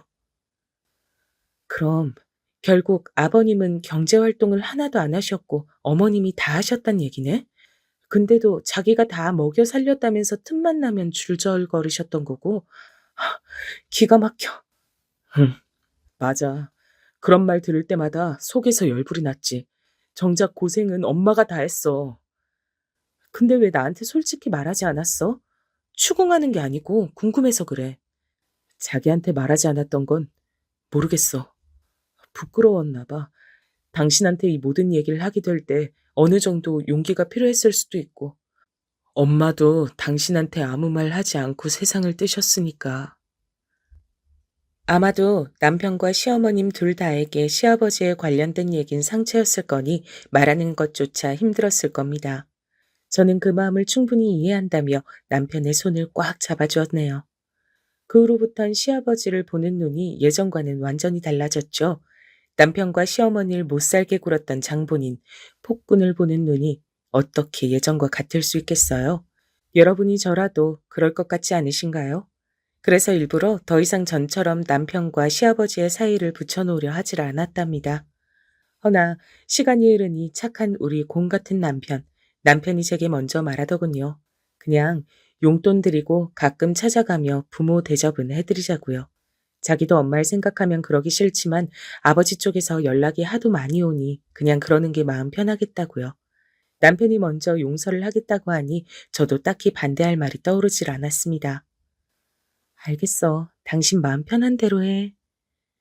그런데 그러던 중 또 하나의 사건이 일어나고야 말았습니다. 바로 시아버지께서 새어머니를 데려오신 건데요. 이때 저는 그야말로 기절하고 싶은 심정이었답니다. 새어머니란 작자는 우선 저와 비슷한 나이대였으며 딱 봐도 꽃뱀 기질이 보이는 여자였는데 시아버지 본인은 전혀 모르시는 것 같았거든요. 이날은 저만 초대를 받아 시댁에 가게 됐는데요. 아마 시아버지께선 남편의 눈치를 좀 본 모양입니다. 앞으로 며느라가 네 시어머니 될 사람이니 잘 받들어 모셔라. 알겠지? 네 남편이란 놈이 나한테 툴툴대며 자식 노릇 못해도 넌 우리 집 하나밖에 없는 며느리니까. 이런 건 네가 다 알아서 챙기고 해야 하는 거야. 알지? 전 여기에 쉽사리 알겠다고 대답하기 싫었습니다. 그래서 그냥 모른 척 딴 곳만 쳐다보고 있었죠. 딱 봐도 돈을 노리고 온 꽃뱀 여자는 시어머니 모양은 내고 싶었는지 미니 스커트를 입고도 우아한 말투를 흉내내려 하더라고요. 저기 시어머니라고 너무 어려워 말고 그러니까 나도 나이가 젊고 하니 그냥 편하게 지내요. 뭐든 힘든 거 있으면 말하고 가족처럼 지내자고요. 그게 좋잖아요. 거기엔 네라고 해줬네요. 전혀 그럴 생각이 없었지만요. 시어머니라고 부르기도 싫은 그 여잔 자신이 어떻게 시아버지와 만났으며 자신은 저희를 자식처럼 생각하고 싶다고 말하더니 어느 날이고 상관없이 저희를 불러내기 시작했습니다. 정확히 말하면 저를요. 얘야, 김장날인데 넌 올 생각이 없니? 아니, 아직도 집에 있다고? 그걸 꼭 굳이 내 입으로 말해야 오는 거야? 안 되겠다. 네 시아버지한테 말해서 며느리 기강 좀 잡으라 그래야지 원. 내가 명색이 시어머니인데 이딴 식으로 대접받으면 나도 서럽고 속상하지. 벌써부터 눈물 나려 그러네. 아니, 제가 말씀드렸잖아요. 시간이 어렵다고요. 갑자기 이러시니 저야말로 당황스러운데요. 뭐라고? 갑자기 이런다니? 너 말 참 웃기게 한다. 그 여자가 시어머니랍시고 하는 행동은 수십 가지였는데 죄다 어처구니가 없었습니다. 갑자기 저는 동의한 적 없는 김장날에 다짜고짜 오라고 한다든지 자기 생일은 꼭 현수막까지 준비해 최고로 챙겨야 한다든지 어느 명절날은 아이가 아파서 못 간다 하니 그것도 꾀병이라고 지적질을 한다든지 가지가지였습니다. 그리고 그것이 시아버지 귀에 넘어가면 상황은 최악이 됐죠. 이미 자기 아들도 뜻대로 안 되니 벼르고 있던 상황에 저까지 며느리 노릇을 안 한다는 말을 들었으니 어땠겠나요? 당장에 저희 부부를 소환해 야단을 치고 무릎을 꿇리려 들었습니다. 심지어 시아버진 옆에 있던 골프채까지 탁탁 소리나게 바닥을 쳐가며 훈계를 하더라고요. 너는 이래서 잘못됐고 저래서 잘못됐고 도리가 어쩌고 저쩌고 너무 듣기 싫은 말뿐이었습니다. 시어머니 살아계실 적, 남편 어렸을 적 가장 못나게 구셨던 분이 이제 와서 부모 대접은 받고 싶으시다고요? 저로선 용납할 수 없는 일이었죠. 저는 솔직해지기로 했습니다. 너 지금 아가 내 말 듣고 있는 거야? 도대체 어딜 보고 있어? 내가 말하지 않았냐? 네 시애미가 부르면 째깍째깍 달려오라고. 너 저번에 네 시애미랑 백화점 가서 물건 하나도 안 들고 그냥 가만히 서 있었다며? 내가 모를 줄 알았냐? 어디서 그런 가정교육 못 받은 들 내고 앉아 있어? 시어머니께선 고세 그것을 이르신 모양이었습니다. 자꾸 저에게 한 보따리의 쇼핑백을 맡기려 하길래 조용히 거부하고 일부러 딴짓을 했더니 그게 마음에 맺혔던 모양이죠. 전 오래전, 그러니까 아주 오래전부터 하고 싶었던 말을 했어요. 아버님, 죄송하지만 제가 시어머니가 요구하시는 것들에 대해 다 일일이 들어줄 수가 없고요. 그럴 여력도 시간도 나지 않아요. 죄송하지만 저도 아이가 이제 학교에 들어가고 챙겨야 할 게 많은 거 아시잖아요. 거기다 저도 이제 이 사업에 같이 뛰어들기로 해서 명절이랑 큰 행사 제외하곤 일일이 참석하기 힘들 것 같네요. 그리고 가정교육 운운하시는 말은 삼가 주세요. 남편은 제 말에 약간 놀란 기색이었습니다. 남편 또한 시아버지에게 적잖은 반감은 품고 있긴 했어도 그것을 딱히 드러내진 않고 있었거든요. 새 시어머니라니 어이가 없어. 당신은 화 안 나? 나도 화나. 근데 저런 사람 내 아버지로 생각하지 않은 지 오래고 더 이상 상대하고 싶지도 않아. 없는 사람 대하듯 하고 싶어. 남편은 당시 저런 말을 하며 시아버지란 존재 자체를 회피하는 느낌이었답니다. 근데 제가 여기서 바로 반항이란 걸 해버린 거죠. 절대 당신 뜻대로 해주지 않겠다는 뜻을 전달한 겁니다.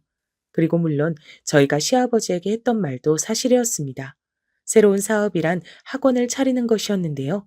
남편은 수학과를 나왔고 저는 국어 국문학과를 나왔는데 남편은 음식점을 운영하는 것엔 지쳤다며 학원을 차리는 게 어떻겠냐고 제안하더라고요. 처음엔 흘려들었지만 몇 번 듣다 보니 저도 그것이 더 나을 것 같아 새롭게 시작하는 마음으로 매물을 알아보고 있었습니다. 근데 그랬더니 시아버지는 난리가 나서는 고함을 꽥 지르시더라고요. 골프채를 흉기처럼 휘두르면서 말입니다. 아니, 뭐가 어쩌고 저째? 너 지금 그 말을 제정신으로 하는 말이냐? 아니, 사업을 알아보면 알아보는 거지. 그걸로 행사에 참석을 못해? 니들 굴다 군기가 단단히 빠져도 빠졌구나. 말도 안 되는 소리 집어치우고 이번 주 주말 우리 친척들 이번에 여기로 놀러 온다고 하니 한식당 니네가 알아서 예약해두고 일도 척척 진행시켜라. 안 그랬다간 연을 끊어버릴 줄 알아. 연을 끊는다는 게 무슨 말씀이세요? 말 그대로지 무슨 말이야? 세상에, 자식이 자기 뜻대로 안 된다고 골프채를 휘두르는 사람이 어딨단 말인가요? 전 더 이상 상대할 필요도 못 느껴 골프채를 휘두르는 시아버지에게 더 당당히 나갔습니다. 절대 참석하지 않겠다고요. 저희를 이렇게 물건처럼 대하시는 시아버지라면 더더욱이 그러고 싶지 않다고요. 그리고 연을 끊어야 한다면 그렇게 할게요. 어머머, 얘 말하는 것 좀 봐라. 싸가지를 국에 밥 말아 처먹었나? 어디니 시아버지가 봉으로 보이냐? 얘, 내가 너 지금까지 버릇없이 군 것도 일절 말 안 하고 참고 있어줬더니 어디서 지금 대들고 자빠져 있어? 네 시아버지가 얼마나 너희들을 끔찍이 생각하는데.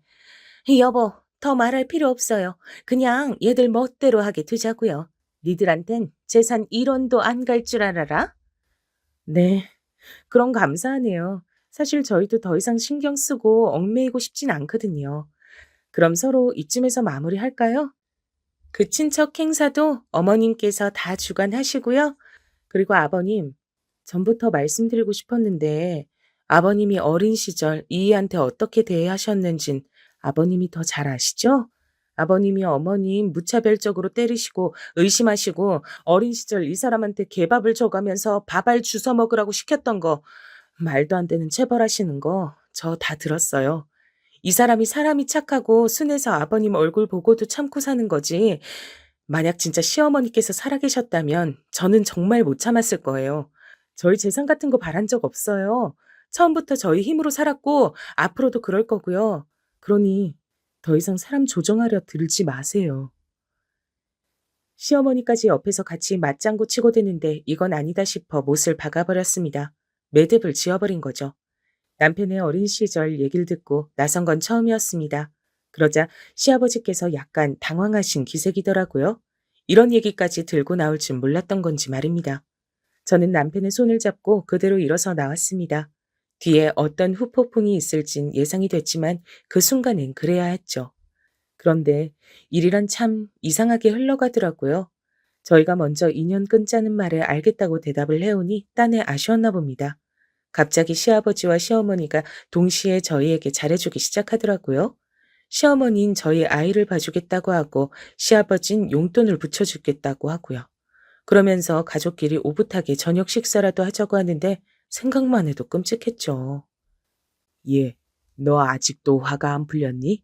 그건 내가 너희들이 요즘 너무 막 나가는 것 같아서 한마디 하려고 부른 건데 아이고 그래. 내가 지나쳤다면 미안하다.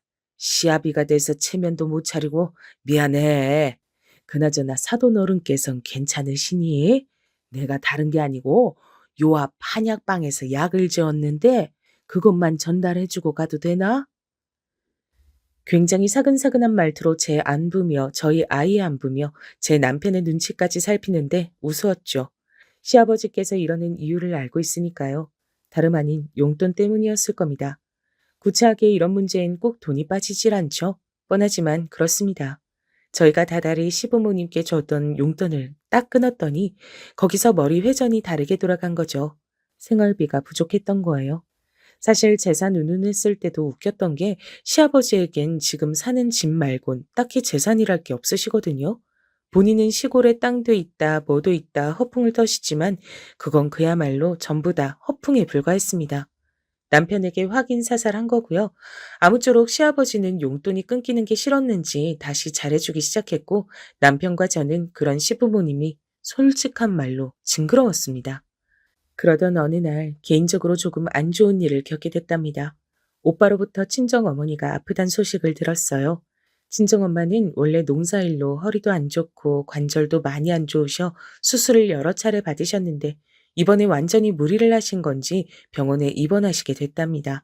거기에 암 판정도 같이 받으셨습니다. 저도 남편도 걱정이 많았죠. 저는 엄마의 병원에 매일 들락거리며 적극적으로 간호를 하게 됐고요. 근데 여기에 저희 시아버지가 끼어들어 자신이 엄마의 병원에 오겠다느니 하는 말을 하시더라고요. 사돈께서도 내가 안 가면 섭섭해하지 않겠니? 그래서 그러는 거야. 아니에요, 아버님. 괜찮아요. 그러지 마세요. 너도 참. 그러는 거 아니야. 어른들은 이런 거 말 안 해도 다 섭섭해 하셔. 티를 안 내시는 것 뿐이지. 내가 뭐라도 들고 가마. 보고 인사는 해야지. 그렇게 기어이 저희 엄마 병문안이랍시고 오셔선 와서 얼굴 도장을 찍고 가셨답니다. 별 말씀도 안 하시면서요. 그러면서 병원 문을 나가며 저에게 그러더라고요. 남편과도 화해하고 싶고 이제 다시 가족처럼 잘 지내고 싶으니 중간에서 잘하라고요. 여기서 잘하라는 게 무슨 뜻이었을까요? 아마도 남편을 잘 구슬러 설득해라 이런 뜻이었겠죠. 저는 그 속셈이 뻔히 보이는 눈동자도 싫어 조용히 외면하고 그냥 잘 가시라 배웅해드렸습니다. 근데 니네 시아버지 말이야. 사람이 뭐랄까 좀 능글맞다고 해야 하나? 꿍꿍이가 있어 보이더라. 정말 괜찮은 거 맞아? 저번에 보니까 김서방 얼굴도 안 좋던데. 그게 엄마 사실 별로 좋진 않아. 남편하고도 사이가 별로고 시어머니라고 새로운 여자를 데리고 왔는데 완전 이상해. 그래도 뭐 어떡해. 별 수 없지. 그냥저냥 지내고 있어. 그래. 그래도 어른이 저렇게까지 하시는데 니들이 한번 봐줘라. 이해심 넓은 사람이 원래 모자른 사람도 품어주고 그러는 거야. 저희 친정엄마는 원체 사람을 잘 미워하는 법이 없으셨고 그러지도 않으시려 했습니다. 제가 엄마에게 가장 많이 배운 게 있다면 자비와 사랑이란 단어였죠. 엄마는 어떤 상황에서도 사람을 용서하시려 했고 저에게도 그러라고 가르치셨으니까요. 그런데 글쎄요. 새 시어머니와 시아버지가 하는 행동을 보면 도무지 사람이란 생각이 점점 들지 않더라고요. 일단 새 시어머니의 행동으로 시댁에 큰 파란이 불어닥치게 됐는데요. 어느 날 시아버지가 울면서 전화를 하는 겁니다. 그것도 생전 말도 안 섞던 저희 남편에게 말입니다. 얘들아, 큰일 났다. 글쎄 미쳤나 봐. 이 여자가. 글쎄 내 통장에 있는 돈을 싸그리 인출하더니 갖고 날라버렸어. 어쩌면 좋으냐. 가진 것도 없는데 나는 뭐 먹고 살라고. 집 명의도 그 사람 걸로 해줬는데. 아이고 나 큰일 났다. 집도 팔아버렸어. 뭐라고요? 그거 진짜예요? 사실 예상하던 상황이 펼쳐진 거나 다름없었죠. 어차피 딱 봐도 꽃뱀처럼 돈 노리고 들어온 여자였으니 언젠간 이런 일이 벌어질 줄 알았답니다. 다만 시기가 너무 일러 놀랐던 것뿐이었어요. 시아버지는 이 일로 어떻게 하냐며 경찰서를 왔다 갔다 하시고 저희 집을 들락거리며 별 요란을 다 떨었습니다. 세상에 저희가 비밀번호를 안 알려주자 저희 딸애한테 물어서 비밀번호를 외워 막 치고 들어오시더라고요. 그러면서 또 술에 취해 자기 한탄을 늘여놓는 거죠. 그러더니 여기서 더 나아가선 이제는 집도 절도 없는 신세가 됐으니 저희 보고 책임지라고 하더라고요. 저희 집에서 지내겠단 말이죠. 안 되겠다. 나도 면목은 없고 그래. 내가 우리 아들 어린 시절 못해준 거 다 너무 미안하고 죄스럽고 잘못했다. 근데 어쩌겠니? 상황이 이렇게 된 거 그냥 지금은 니들이 날 좀 받아줘라. 방 하나만 내줘. 내가 우리 손녀랑 같이 방 쓰마. 어? 아니, 아버님 무슨 말이에요. 저희 딸 아직 어려요. 상황은 안 됐지만 저희도 솔직히 선뜻 안 된다는 말은 잘 안 나가더라고요. 정말 밉고 싫은 시아버지였지만 어쨌건 사기를 당해 저러고 길바닥에 떠앉을 처지가 됐으니 말입니다. 그래도 남편이 거절을 못할 것 같아 제가 대신 하려고 하는데 남편이 나서더라고요. 아버지, 안 돼요. 죄송하지만 저희도 지금 방이 많은 것도 아니고 우리 지연이도 낯선 할아버지랑 지내면 불편할 거예요. 아이고, 꼭 이래야 하냐. 내가 빌어야 돼. 미안하다니까. 내가 정말 큰 죄 지었다고. 동네 사람들 나와보세요. 다 나와보세요. 나 정말 억울합니다. 그러더니 시아버지는 갑자기 창문을 열고 자식이 자기를 버리려 한다면 떠들썩하게 소리를 지르기 시작했습니다. 너무 놀랐죠. 근데 뻔뻔하게도 계속해서 소리를 지르더라고요. 그 소리에 저희 딸아이가 놀라 나와서는 도대체 할아버지가 왜 저러냐고 묻는데 할 말이 없었답니다. 진짜 요즘 말로 저희 시아버지 진상 중에 진상이었습니다. 결국 저와 남편은 상의 끝에 시아버지를 저희 집에 모시진 않고 근처 모텔을 잡아들이기로 했습니다. 한 달 장기로 끊어드리기로 했고 비용은 저희가 부담하기로 했고요. 솔직히 만만치 않았지만 그 수밖엔 없었습니다. 안 그러면 매일같이 저희 집을 찾아올 기세였거든요. 아이고, 꼭 이런 모텔이어야 하냐? 좀 좋은 호텔도 있을 텐데.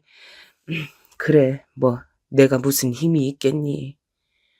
시아버진 마지막 모텔에 들어가시기 전까지 이런 말을 구시렁거리시며 속을 긁었지만 가볍게 무시해버렸어요. 그것도 만족해라 속으로 말하면서요.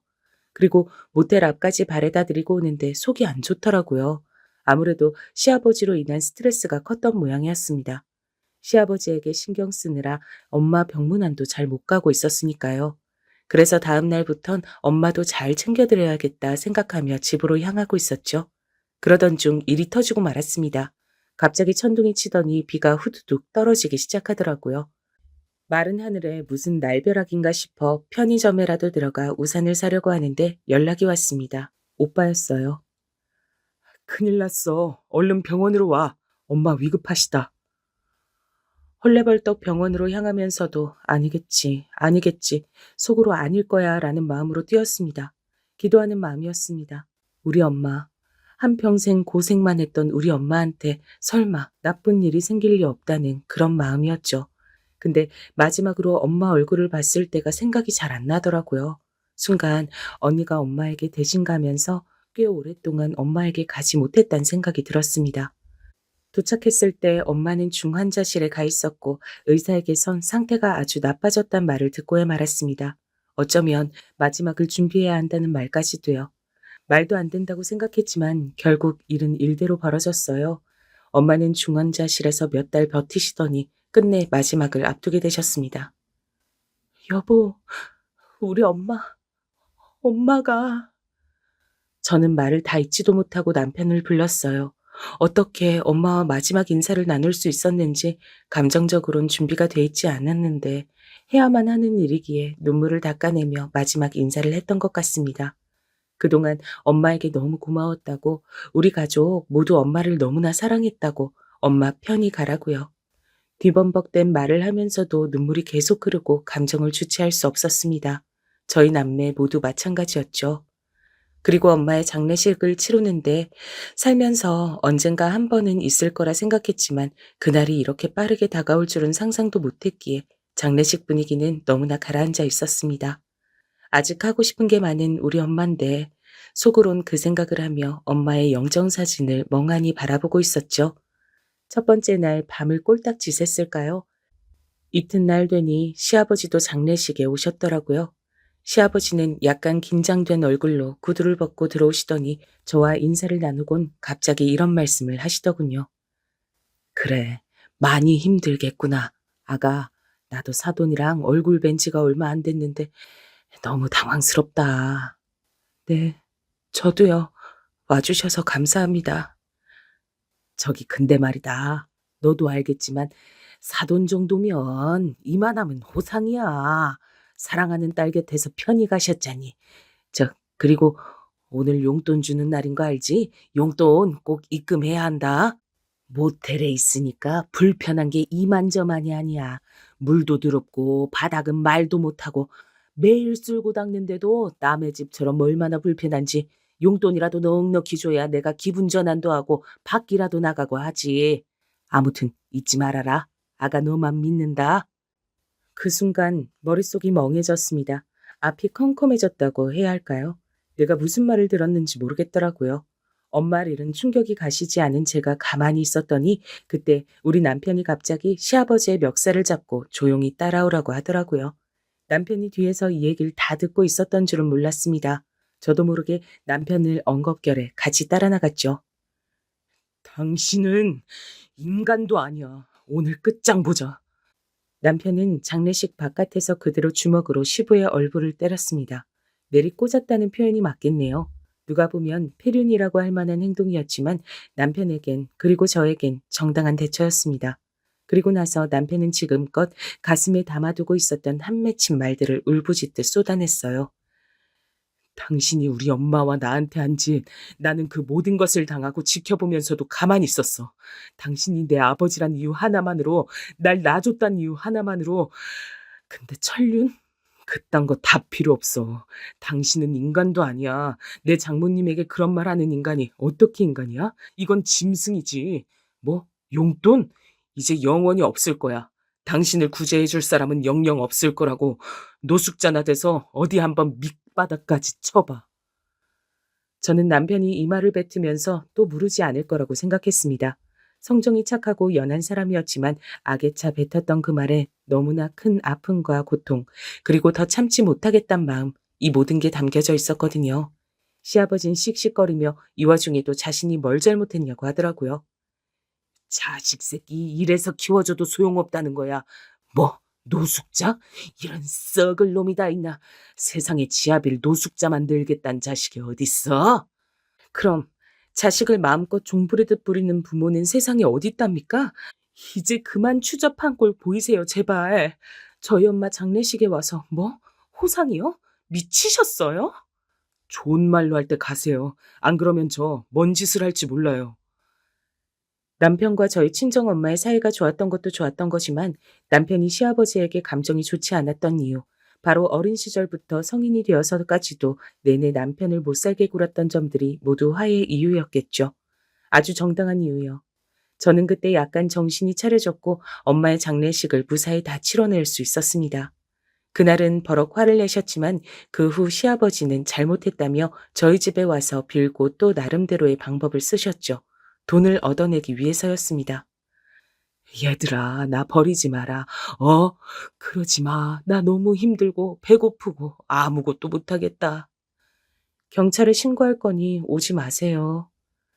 저희는 아이 시아버지를 고소해서 접근 자체를 하지 못하게 했고 지원도 완전히 끊어버렸답니다. 덕분에 시아버진 지금 어디 지하철역 근처에서 노숙을 하며 지내고 있습니다.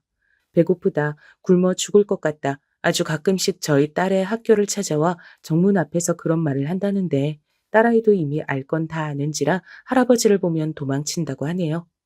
아마 시아버지께서 저희 친정엄마 장례식에 와 그런 말까지 하지 않았다면 조금 더 관계가 지속됐을 수 있을 겁니다.